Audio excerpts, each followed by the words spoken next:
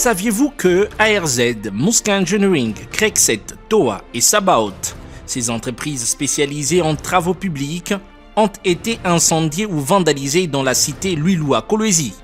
Pourtant, toutes ont été financées sur fonds propres du gouvernement provincial du Lualaba pour des travaux d'asphaltage de la RN 39 sur son tronçon Tchamanzaka-Luilou. Écoutez bien, pas une fois, pas deux fois, mais 4 fois de suite depuis l'année 2019. Tenez, à chaque entrepreneur sa dose. Des inciviques non autrement identifiés qui, pour des raisons inexpliquées, vandalisent de jour comme de nuit, caillassent et mettent le feu aux ateliers d'engins des sociétés qui réhabilitent cette voie, comme les témoignent ces images. En août 2024, les dégâts matériels s'élevaient déjà à une dizaine de millions de dollars américains amputés à la province. Les images sont simplement terrifiantes. Ce n'est pas tout. Entre la fin du mois d'août et le début du mois de septembre 2025, nous avons enregistré plus de 3 attaques menées contre les chauffeurs de camions-bennes qui travaillent sur cet axe. Pas plus tard que ce vendredi 5 septembre, l'un des conducteurs de l'entreprise Sabaot a failli y perdre la vie. Il témoigne. Chef William, nielia banen pastoria motoka bananyanganya na makuta kwa Luilou. Doi motoka banapasula IT 1005. Bamwana wanafia kumua. Alifia kufa. Luilou leo ni kubaya sana. Dire que la cité Luilou est abandonnée par le gouvernement provincial est totalement faux. Pour preuve, à ces jours, elle est l'unique ancienne cité Gécamine ayant bénéficié du gouvernement provincial l'asphaltage de plus de 10 km de routes internes, initié par la gouverneure Fifi Masuka Saini en personne. Comme nous les voyons, ils sont dans Luilou profond, Luilou où les gens pensaient qu'on n'allait même pas venir. Je veux juste donner du sourire à toute la population du Lualaba et plus particulièrement ceux qui sont dans les fins fonds. Kolwezi, oui, c'est une ville, mais Kolwezi a ses réalités et ses réalités parmi, c'est Luilou profond.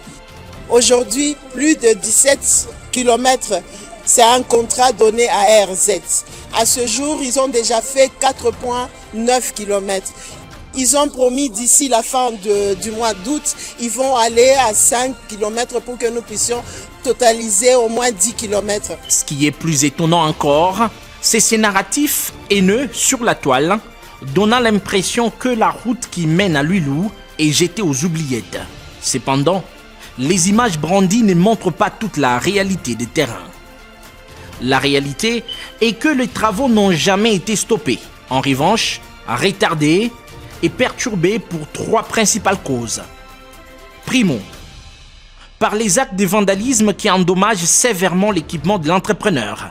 Deuxièmement, du fait qu'il ne reste plus qu'un seul entrepreneur Sabaot pour une distance d'environ 16 km. Et tertio, parce qu'une bonne partie de cette route reçoit une coulée en béton armé afin de supporter le tonnage des camions de minerais très fréquents dans cette partie de la ville de Kolwezi.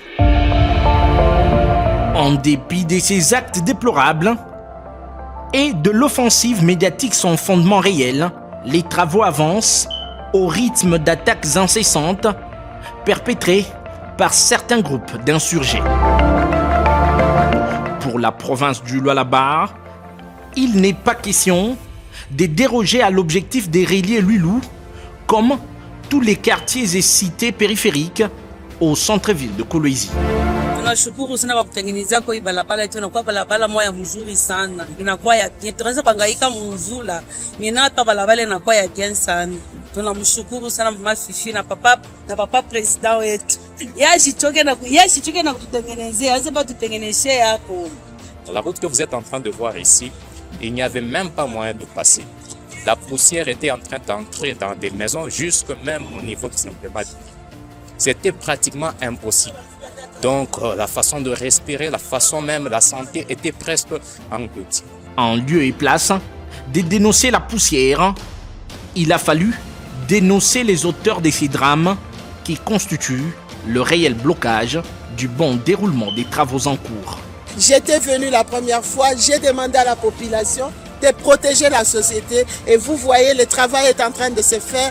Tout ce que je demanderais à ma population de Lwilu, c'est de garder cette route comme leur propre parcelle. Alors, entre le gouvernement provincial dirigé par Fifi Masuka Seini et les inciviques qui s'en prennent lâchement aux sociétés engagées dans ces travaux, qui est le vrai ennemi de la population de Lwilu, à l'opinion tant nationale que provinciale des jugés.